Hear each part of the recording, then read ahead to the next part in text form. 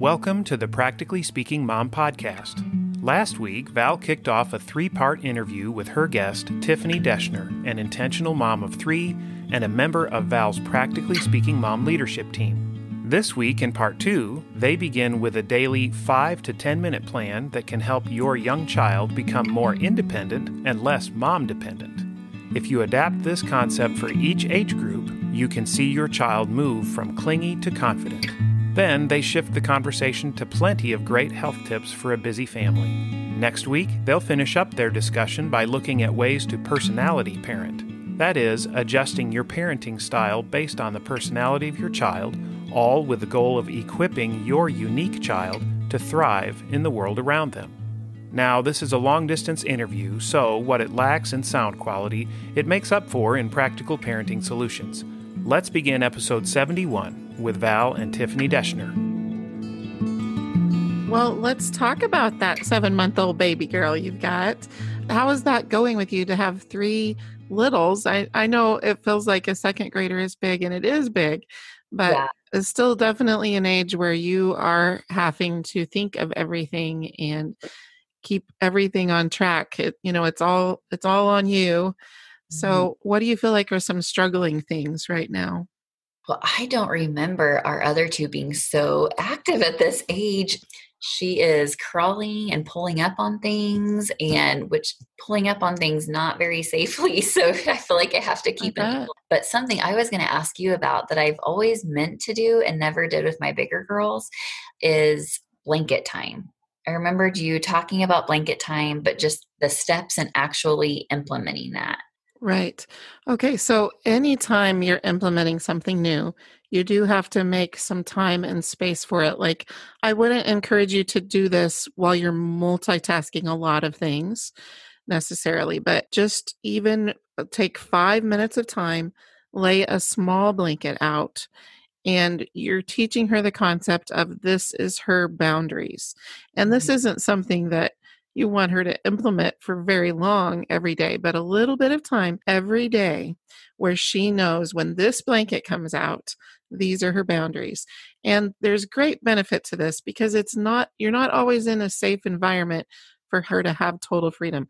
Let's say that you are going to take a trip and you're going to fly in an airport and you've got a layover and she's a crawler. She needs some time to crawl. But if you just put her down, dirty floor and taking off and people stepping around and, there's just so many ways that that's not safe. But if she's learned that this blanket means that she's got this boundary, then it's so helpful to you and safe for her. And, kids need different types of boundaries throughout a day. They need to experience that they've got to do this thing exactly the way mom says. And then they've got other things where they can have freedom of choice. Our kids need to experience all different levels of strict, detailed living. And this is just one little way to do that with a toddler or a little bit younger than a toddler. So when I taught blanket time, I would give 3 toys or books. And usually it was books, honestly, because some little board books, but you don't want balls that are going to roll off, and you don't want something that's too noisy because this is usually a setting like you could use it at a doctor's office, or you could use it in church, different settings where you need quiet because there's going to be other people around. Just picking some quiet things and not too many things. Little kids, they really need to learn how to focus on a few things also. And so if we give them too much, if we put 10 things in front of them, it actually encourages a lack of focus and distractibility and all that. You want some times throughout their day where they are limited to this space and just a few items. So if they throw an item off of the blanket, it stays off the blanket and you're not going to retrieve it for them during this time. Same with if they get a little bit older, then it's the same concept, only now you're teaching them the same thing in a chair so that they learn how to, sit safely at a doctor's office and quietly. So, once they're old enough to sit in a chair, you can teach the same thing, giving them 3 books there. And if they drop one, then that one stays down. And that teaches them, that it's not a game of drop and mom picks and mom retrieves it. It's a time that's self-contained like this. And so I don't expect this to last for a super long time. I mean, a goal of 5 minutes for a 7-month-old at first is great. And then if you can get them up to 15 minutes, that is fantastic. I talk about blanket time in my book, When Littles Are Loud, Maximizing the Moments Without Drowning in Chaos. That book has all kinds of different activities that a young child needs throughout their day to develop different aspects of their ability. One of those being what I mentioned a minute ago of learning to self-entertain. It's just important, not only because it will make life easier for mom, which it does if they aren't feeling like they're tugging on your leg all day because you're supposed to provide their entertainment, but literally they're a happier child if they know how to entertain themselves and to be, self-entertaining like that. I always had the goal of wanting to do that with my other two. And for some reason that stuck with me because I remember you, you suggesting that I do that. So this time I kind of have a different experience this time around, and I want to take the time to implement that. We've been discussing a new experience for Tiffany's daughter, Blanket Time, an activity to grow her ability for content, independent, confined play. Now, there's something very important to do before you ever start to implement a new parenting strategy, and that is fill your child's love bucket before you begin implementing that new strategy for growth. Why? Well, because to be at optimal performance or optimal growth potential, your child needs to be full of love. Boy, am I still learning this lesson over and over and over again. It's like I can't get it through my thick head. I identify a problem area in my child that needs some fine tuning.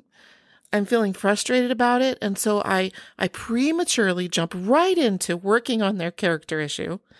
Then I sense the fact that they're really not on board with my agenda to make changes in them.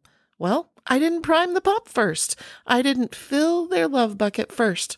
A child that is fueled by love is equipped for growth, willing to listen, or at least more willing to listen, and more willing to try new things, and more able to handle my constructive criticism. Fill up before you change it up.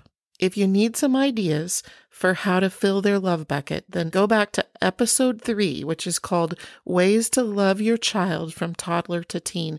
And honestly, it actually gives ideas for even how to distance love your child that maybe is grown and lives somewhere else or is away at college.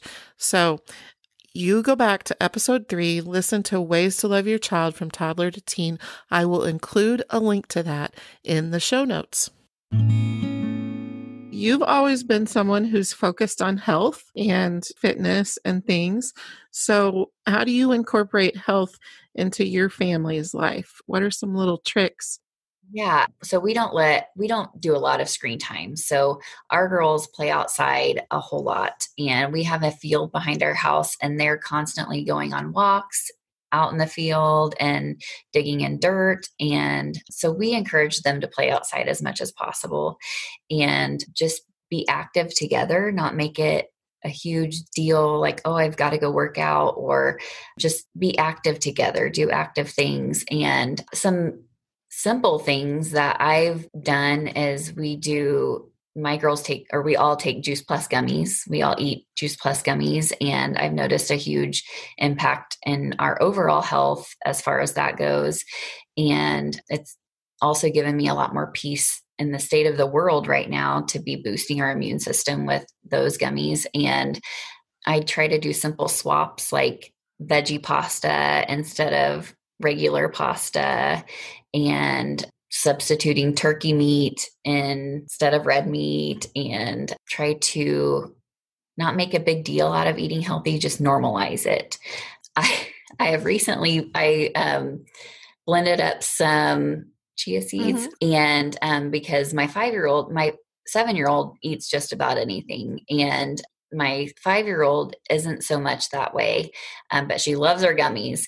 So I ground up some chia seeds, and she loves peanut butter and jelly. So I've been sprinkling them on her peanut butter and jelly to Yeah. kind of get her a little boost, and doing things like overnight oats, and just trying to pay attention to snacks and limit added sugars and limit dyes, not in a no, you can't have that kind of way, but just not purchasing it here and having it readily available. Yeah, that makes a big difference, just not purchasing it, because they do get it from everywhere constantly. You're being given candy and stuff. So, do you have any rules about candy, like how often they can have it or how many they can have or anything like that? Not any hard, fast rules, but around like the high candy holidays like Halloween and Easter, I try to substitute candy with different things, but just in moderation. I try not to have any specific rules necessarily, but just try to offer more healthful foods at home. And like if they're at a birthday party, I'm not going to like smack a cupcake out Yeah. of their Yeah. or have it act weird or anything like that. It just is what it is, and then we limit it later. But I mean, they do know, we talk about how it affects your body, and especially with sugar, impacts your immune system greatly. And so it's important now, especially I used to, when I didn't pay attention to Halloween and Easter, I did notice they would usually get sick after that. I've also noticed that if I put it out of sight, it's usually out of mind. So I guess that's one tip. Whenever we do have candy or something, I usually put it in a cabinet somewhere where they typically have to ask for it. And usually if they ask for it, I'll say yes, because they usually don't ask for it a ton. So I don't want to be like, no, you can't have that. You don't eat that, and be too strict that when they grow up, all they want to live off of is Mhm. sugar. So Yeah. I want them to learn that, sure, we can have that, but not all the time. And just need to be mindful, I guess, of how much. But I do try to just pay attention to what I buy as far as sugars and dyes, and the jelly that we buy. It's free of high fructose corn syrup, and just try to make those little changes. Those are all really great advice. I love that. For candy, what we've done is, as the kids were growing up, on the day of, a Valentine party or Easter or whatever, then I pretty much let them have, quite a bit. Maybe I'll let them say, you can pick your top four or something like that. And then, beyond that, they're limited to just Sundays. Oh, That's kind of how we've handled it. And if I had one that was being excessive on a Sunday, then I'm sure I'd have to limit how many at that time too. But I was finding the same thing, that they were getting sick after those kind of holidays, and so we needed to make a change as well. I just think what you said, that it breaks down their immune system.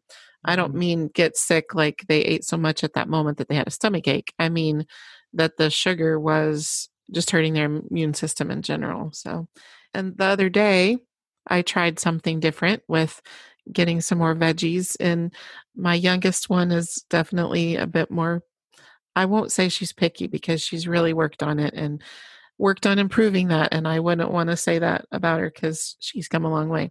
But I did buy some frozen veggies the other day that really none of us liked very much. And I bought a really big bag of them. Like, I don't know if you ever shop at Costco or Sam's. I'm a Costco shopper. And so I got this really big bag of vegetables that was like broccoli, zucchini, peas. It was a whole bunch. And no one really cared for them. So I blended all of them and turned them into liquid. So putting some water with them. And then I've just been, you can freeze it. And then I've been using it to make rice, for example. That's our liquid that we make the rice from. So they've loved it. Every time I've served some of it since then, just sometimes I guess the texture needs to change for kids, or the size of the veggies or whatever, or just not notice that it's a veggie because it's been liquefied and used that way. But I knew you would have a lot of good ideas for health, because you've always been very health minded. And so I didn't even give you any prep time to think of those, and you just rattled off all those healthy things. Oh, well, I've been trying to be more mindful, and especially just with immunity. I like anything that boosts our immune system. And something I've been doing for myself is buying just the veggies, the frozen veggies, like mixed frozen veggies or like a veggie stir fry, and making that up with a can of shredded chicken from Costco. I like to get the shredded chicken from Costco, and like that's my lunch. And I've been trying to get more veggies in my diet too. But a lot of times like rice cauliflower or something doesn't have much of a taste. So you can kind of sneak in there. But Paige is very suspicious of everything. So I have to be careful with she was finding tomatoes in her tomato sauce last night, and you're eating spaghetti. So she's funny, and she's getting better too. And I saw a difference when she started eating the gummies, that she was trying more, and then she kind of backed off from that. I don't know if that's developmental, but she'll sometimes eat some strawberries, and so we're working on it. Yeah.